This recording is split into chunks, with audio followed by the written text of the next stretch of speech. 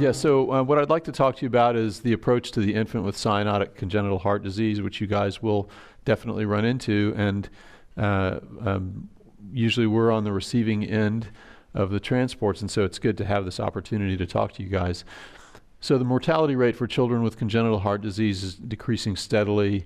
This is due to early recognition of disease, more appropriate medical stabilization, prompt non-invasive diagnosis, and improved operative and non-operative therapeutic techniques. So in critical congenital heart disease, the outcome has also been improved by a regionalized approach to care. And of course, there are specialized cardiac centers like ours at Dell and very organized transport systems, which you guys are sort of the tip of the spear of that. And then there's much better multidisciplinary cooperation once patients get to us, both pediatricians, neonatologists, cardiologists, intensivists, ER people. So that's why things have really gotten better with critical heart disease. So in that context, what I'd like to talk to you about today is how to recognize the neonate with congenital heart disease, establish the diagnosis of cyanosis, manage the infant with cyanotic heart disease, especially as related to transport issues, and then at the end we'll talk about some pearls that will give you hopefully some quick insights. So typically kids with congenital heart disease fall into sort of three buckets of presentation. They can either be asymptomatic, with or without a murmur, and oftentimes they'll be tachypnic, but comfortably so. They can have congestive heart failure or shock with pulmonary overcirculation, left-sided obstruction, or ventricular dysfunction or arrhythmias, or they can be cyanotic. So asymptomatic, shocky, or cyanotic. Those are the three, and we'll talk quite a bit about this as we go along. So if you suspect heart disease, and here are the three sort of ways that kids present, you need to undertake an initial evaluation, which hopefully has been done for you or you'll be responsible for requesting, and that basically includes a thorough history and physical, a chest x-ray, and an EKG. No surprise there. So in the history, it's important to understand if there were pregnancy problems or exposures, if they've had a fetal ultrasound. So many of our patients now come to us pre-diagnosed from fetal ultrasound. What was the mode of delivery? Were they a C-section and have retained fetal fluid in the lungs, or were they a normal vaginal delivery? What was their initial nursery course like? And what has their course been since discharge from the hospital? Perhaps if you're seeing someone in the ER. And then what's the maternal and family history? And oftentimes there is a family history of some type of congenital heart disease. And then when you go to inspect the child, you want to make sure that they're undressed. And are they vigorous? Do they have dysmorphic features? What is their respiratory pattern? As we talked about, a lot of the kids who have congenital heart disease are comfortably tachypnic. And then if they're cyanotic, where are they cyanotic? Is there central cyanosis, that is their mucous membranes are cyanotic, or do they have peripheral, what we call acrocyanosis? And especially relevant to the cardiac patients, is there a differentiation between upper color and lower color? So are their upper extremities blue but everything else is pink, or vice versa? So then you want to take a look at their peripheral perfusion. Are they mottled? Do they have delayed capillary refill greater than 2 to 3 seconds? Are their extremities cool? And what are their pulses like? Are they thready or weak, like they're in low cardiac output, or are they bounding, like they have a wide pulse pressure? And then again, upper versus lower extremity pulses are important. Respiratory effort. So obviously, kids can be breathing comfortably and have brief periods of it's not even apnea, their breathing stops, and this is what we call periodic breathing. That's normal. But if they're in respiratory distress, it suggests that there's some respiratory component, especially if they're using accessory muscles and retracting. Those kids typically aren't cardiac patients unless they're very end stage in their degree of disease and pulmonary edema. More commonly, especially the babies are unlabored, but they have little variability in their respiratory rate, and it tends to be at the upper limits of normal.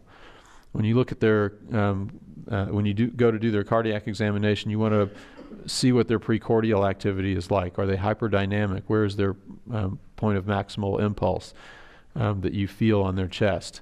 And then their heart rate. Typically, kids have a very significant amount of heart rate variability. So their rate is between 90 to 170.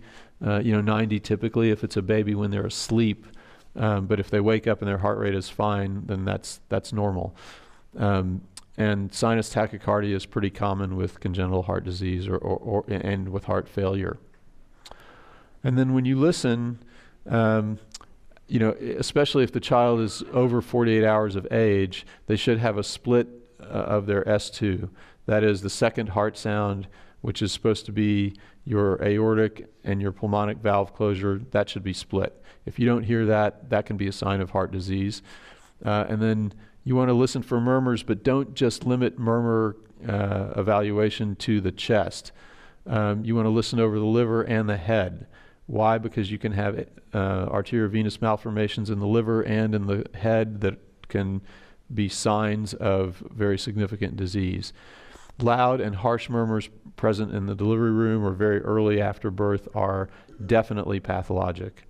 Benign murmurs are possible but relatively uncommon in the early newborn period. Feel the abdomen for hepatosplenomegaly. Look for edema. Peripheral edema especially, is very rare in our young patients. And then forelimb blood pressures. And this one's kind of counterintuitive, but the blood pressure in the lower extremities is actually greater than that in the upper extremities in a normal person, child or adult. And it should be about a 10 millimeter difference. And if it's reversed, where the upper extremities have a higher blood pressure, that's concerning for some type of aortic arch anomaly. Okay, so cyanosis. What is cyanosis? Cyanosis is a blue discoloration of arterial blood due to the presence of deoxygenated hemoglobin. It's a clinical sign. It's not really a diagnosis in and of itself. And accuracy and determination comes from careful observation, really. So cyanosis is usually visible when you have about 3 grams per deciliter of deoxygenated hemoglobin. So if you have polycythemia, then it only takes a small drop in your saturation to get to the point where you have 3 grams per deciliter. Conversely, if you're anemic, it can be very hard to see cyanosis because you have to drop your sat significantly to get to 3 grams per deciliter. So the child's hemoglobin definitely influences how easy it is to see this. You want to look at where the cyanosis is located. Is it, again, in the periphery, so it's due to peripheral vasoconstriction, or is it central mucous membrane cyanosis that you're seeing? And again, is there a differential? Is it upper body or lower body? Okay, so there are 4 main problems that kids can have that lead to cyanosis. So we're just going to dispense with the other ones just so we're thinking about them. But you can have central hypoventilation that's neurologically based that can give you cyanosis. You can have a hematologic problem. So if you have methemoglobinemia, again, these etiologies again are pretty rare. More common are the pulmonary issues where you have a pneumonia or persistent fetal circulation, which is basically that you have pulmonary hypertension and a ductus arteriosus. That's a connection between the pulmonary artery and the aorta. So there's right to left shunting across that. Again, not so common, but can happen. And then mechanical abnormalities like atelectasis or a pneumothorax. Those can make you look blue, but cardiac is really the one that we worry about. Okay, so what are the types of heart disease that give you cyanosis? Well, there are basically 4 types of anatomic problems that do this to you. One is if you have independent pulmonary and systemic circulation, and we'll talk about each one of these in a moment. The other is if you have inadequate pulmonary blood flow. So if you have right heart obstruction and a right to left shunt, you'll look blue and you'll have inadequate pulmonary blood flow. The other is complete mixture of pulmonary and systemic flow. That is pulmonary blood flow coming back from the lungs and systemic blood flow coming back via the inferior vena cava and the superior vena cava. So your venous blood flow and your pulmonary venous blood flow are mixing. And then if you have coarctation physiology with a right to left shunt. So what do these things look like? What am I talking about? Okay, so independent pulmonary and systemic circulations, the best example of that is transposition of the great artery. So this is the most common cyanotic congenital heart disease. And what's happening is the circulations are actually in parallel. And so in order for you to survive, you have to have some mixing of blood at the atrial level, if there's an ASD, or at the ductal level. Again, the ductus being a connection between the pulmonary artery and the aorta. So what's happening is blue blood is coming back to the right heart, as it normally does. It goes to the right ventricle, and instead of going out the pulmonary artery, it goes out the aorta. So blue blood comes back from the body and goes out to the body. And then that cycle just repeats. On the left side of the heart, blood is coming back from the lungs and goes out to the lungs instead of going out to the body. So there are these two parallel circuits, and there has to be some mixing for a child to survive. So you can give these kids oxygen, but it doesn't do anything because their pulmonary venous blood is already well oxygenated. That's not the problem. The problem is they need more mixing. So in this case, the upper extremities are cyanotic, and then the lower extremities, if there's a ductus and blood flow that's pink is getting to the descending aorta, the lower extremities may be pink. So upper extremities blue, lower extremities pink, transposition. These kids need prostaglandin from you guys or the referring hospital, and then when they get to us, we'll do an atrial septostomy to open up this atrial septum and allow for better mixing. Okay, inadequate pulmonary blood flow. A good example of that is another very common lesion called tetralogy of Fallot, which in this case, kids have pulmonary stenosis, so there's an obstruction of blood flow going out of the right heart. They have a ventricular septal defect. They have an overriding aorta, so it overrides this VSD, and they have right ventricular hypertrophy. So right heart obstruction is what's limiting blood flow to the lungs, and as this is obstructed, blood goes across the VSD and mixes, and so the blood that goes out to the aorta is partially desaturated. And again, you can give these kids oxygen all day long, doesn't do anything. Another example of, that's interesting, of complete mixture, this is a complete mixture of pulmonary and systemic blood flow is hypoplastic left heart syndrome. So these kids are oftentimes mildly cyanotic, not tremendously so, and they're tachypnic, and that is because they have a significant degree of pulmonary overcirculation, and if this duct closes, they have no way to get blood to their aorta because this whole left side of the heart is sort of underdeveloped and blocked off. So they're highly dependent upon this ductus to get blood both to the lungs and across to the body and down to the coronary. So blood goes retrograde and prograde in the aorta. So these kids can be profoundly cyanotic, but typically they're not. And those born with intact atrial septum are sort of a very small percentage of the hypoplast that we see. So these kids need to be on prostaglandin. And then the last example of presentations with cyanotic heart disease is coarctation of the aorta with a ductus. And so these kids have a very narrow part of the aorta or the isthmus of the aorta, and they tend to have a ductus here that allows blue blood to get down across and down to the descending aorta. Otherwise, there wouldn't be adequate blood flow to the lower part of the body.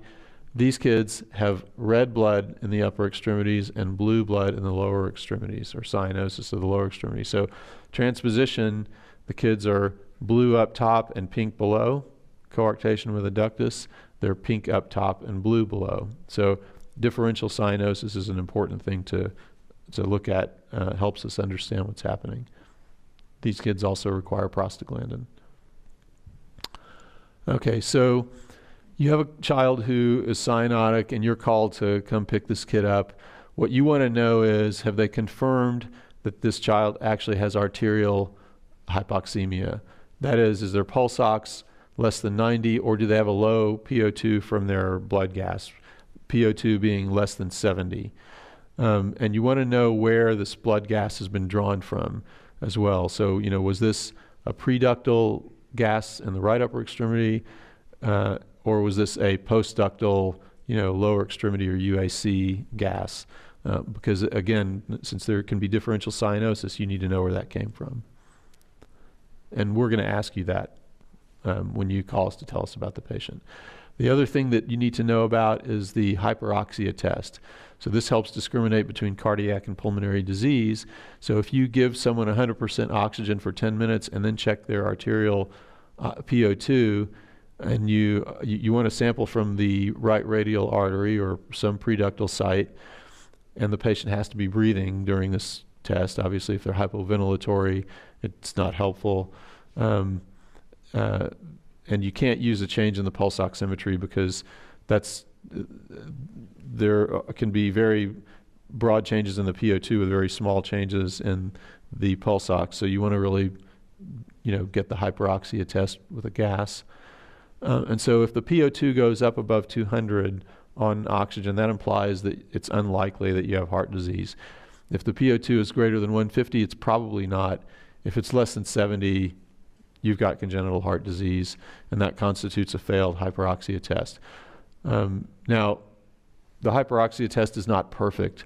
So, you have to be careful, because if you have a ductal-dependent lesion and you put someone on oxygen, it can sort of partially close their ductus. So you have to have prostaglandin at the ready before you do this test.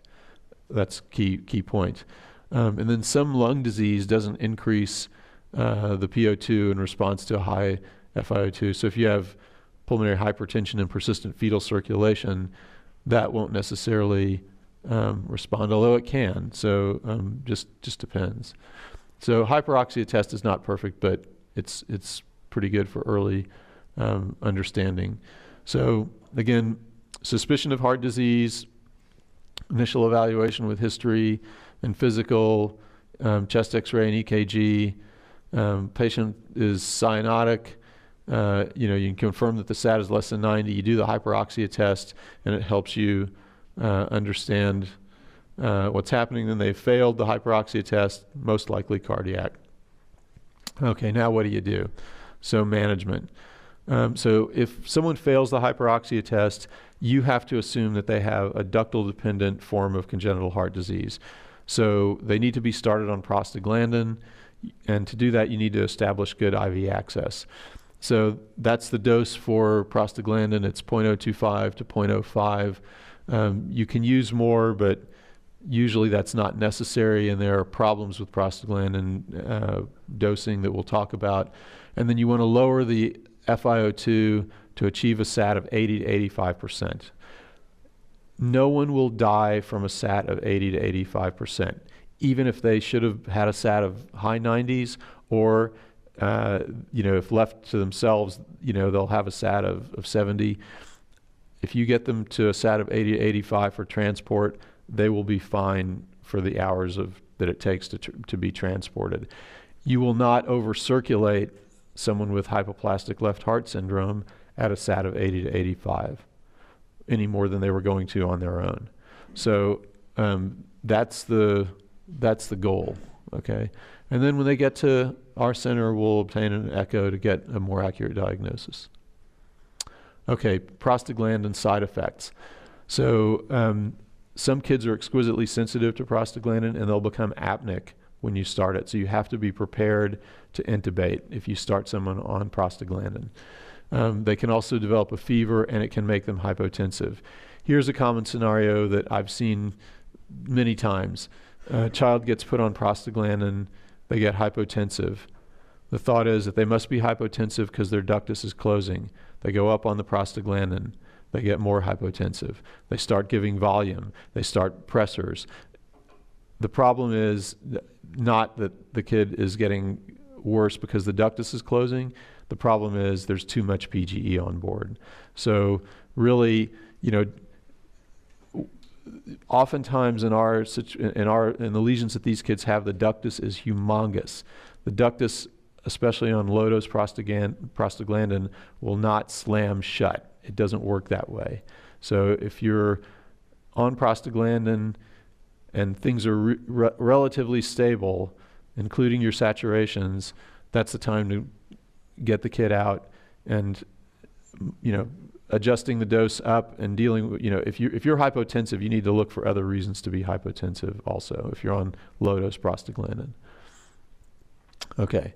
If hemodynamics worsen on prostaglandin, it could indicate an obstruction to pulmonary venous or left atrial outflow. And of course, these kids just need to get to us and get to the cath lab. Okay. If the child is intubated, you want to avoid excessive PEEP, maintain the hemoglobin around 15 or greater, and volume resuscitate and provide inotropic support as needed. Just as an aside, tetralogy of flow and truncus arteriosus are associated with George syndrome. So those kids, or any kid that you are even suspicious may have DeGeorge syndrome with hypocalcemia and immunocompromise, need irradiated or leukoreduced blood products. Nowadays, this isn't as relevant because, to be honest, almost all blood products, in fact, I can't even think that there's a local blood bank that does this, they're all leukoreduced, which means they're sort of CMV safe.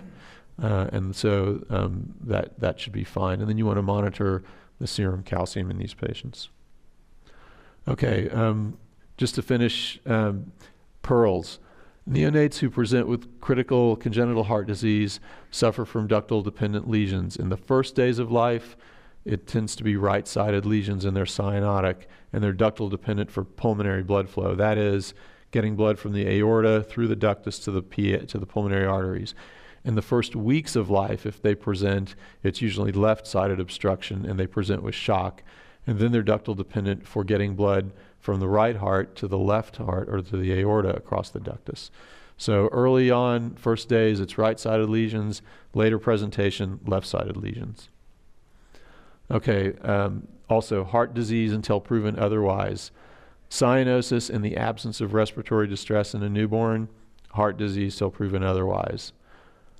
Shock or circulatory collapse in the first weeks of life, as I was just saying, later presentation, heart disease. There's one other thing that I wanted to mention on here, and that is in somewhat older patients, all that wheezes is not asthma. Okay, when kids wheeze, sometimes it can be a sign of heart failure. And admittedly, that's rare, but you may run across the child with myocarditis who has very bad function and has lots of pulmonary edema and is wheezing. So not all that wheezes is asthma.